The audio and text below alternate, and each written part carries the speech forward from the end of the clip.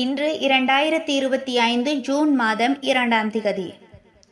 Israel Hamas 60 நாள் போர் நிறுத்தம். Israel 60 நாட்கள் போர் நிறுத்தத்திற்கு ஒப்புதல் அளித்துள்ளது.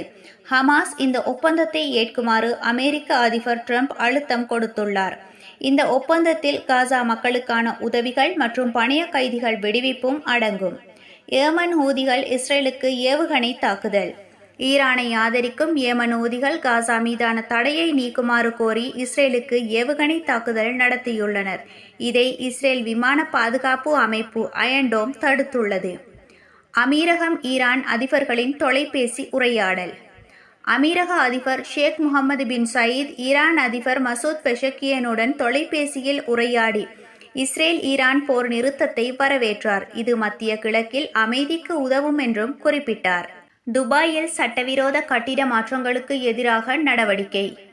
துபாய் நகராட்சி வீடுகளை சட்டவிரோதமாக அறைகளாக பிரித்து வாடகைக்கு விடுவதை தடை செய்துள்ளது. அல் ரிக்கா, அல் பர்ஷா பகுதிகளில் பரிசோதனைகள் மேற்கொள்ளப்படுகின்றன. 2026ஆம் ஆண்டு ரமலான் திகதி அறிவிப்பு. 2026ஆம் ஆண்டு ரமலான் பிப்ரவரி மாதம் 18ஆம் திகதி புதன்கிழமை தொடங்கும் என்று அமீரக வானியல் மையம் தெரிவித்துள்ளது. துபாய் காவல்துறைக்கு உலகின் சிறந்த மதிப்பீடு. துபாய் காவல்துறை உலகின் மிக வலிமையான காவல் படையாக அங்கீகரிக்கப்பட்டுள்ளது. நெறிமுறைகள், நவீனத்துவம் போன்ற 11 பிரிவுகளில் 10க்கு 9.2 மதிப்பெண் பெற்றது. சார்ஜாவில் தீ விபத்து. சார்ஜாவில் ஒரு அடுக்குமாடி குடியிருப்பில் திடீர் தீ விபத்து ஏற்பட்டு குடியிருப்பாளர்கள் வெளியேற்றப்பட்டனர். தீயணைப்பு படை விரைந்து நடவடிக்கை எடுத்தது. முக்கிய செய்திகளின் சுருக்கம். இஸ்ரேல் ஹமாஸ் 60 நாள் போர் நிறுத்தம் பேச்சுவார்த்தை. ஏமன் ஹூதிகள் இஸ்ரேலுக்கு ஏவுகணை தாக்குதல்.